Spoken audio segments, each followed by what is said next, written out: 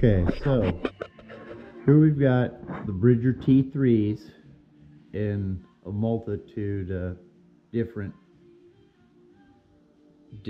points in time of taking them apart from stock to a modified, my modifications anyways of the T3. So going in for a stock T3, just a straight bent dog, trigger rides up and down,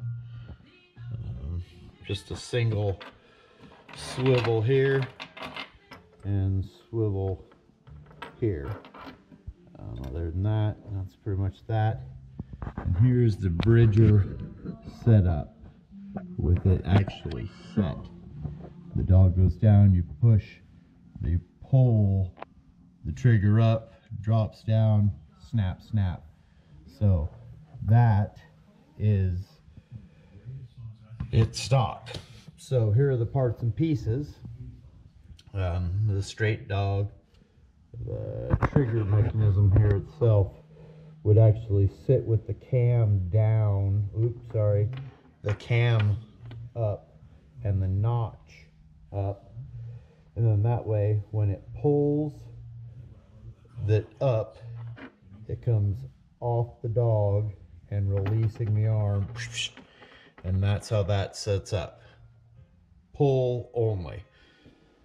We're going to change some things. We're going to take the dog, we're bending the dog just a little.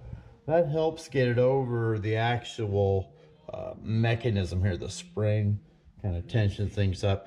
I guess that would be used for pan tension, or trigger pan, whatever on this. But we're going to do it a little differently, so that just makes it easier for me to get it over. What we're going to do is we are going to take, as you see here now, from the stock trigger to the modified trigger. Now, this would actually sit this way, so cam would be up, where this is cam down. Since we're bending this, if the cam were down and we bent this, the dog isn't long enough to get down to catch this, so we have to flip it, and then that raises it up enough to allow us to do what we're going to do to make it a push and pull trigger, firing mechanism, whatever. We're also going to add gnarly sturgeon swivel. I mean, I can't hardly single put it together. So with that being said, I don't think there's too many coons that are going to open that up. Then we're going to go to a quick connect and go from there. So we'll have the stock swivel, base swivel, then the crunch proof, then pretty much I'm thinking crunch proof and a quick connect into either an anchor or cable around a tree, whatever. So this here, we also, the dog you'll see is bent just a little. We've also notched it just a touch, which I'll go through all these processes as I'm doing them. I just kind of wanted them done so that you could reference back to the way it was and just kind of the parts and pieces. So that is the parts and pieces. Actually, too, we're going to add 2 1024 nuts, and we've also bent this just a slight bit. As you see, that one is straight. This one is bent just a little bit because we're going to offset it to make a better connection at the dog itself.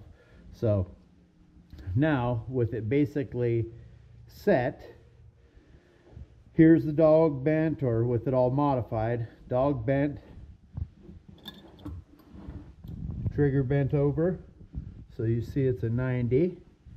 Then the 2 nuts that keep it for 2 reasons.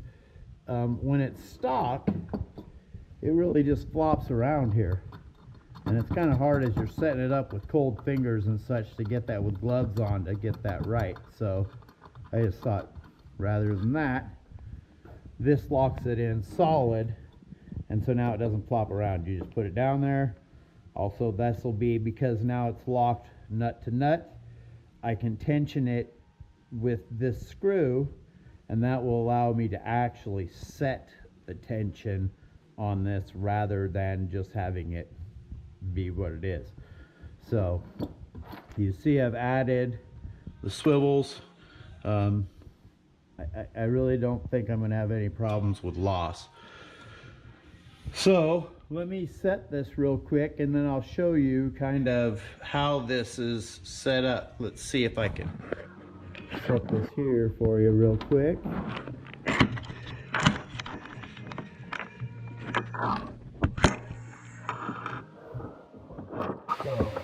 Sorry for all the mic problems, the audio problems.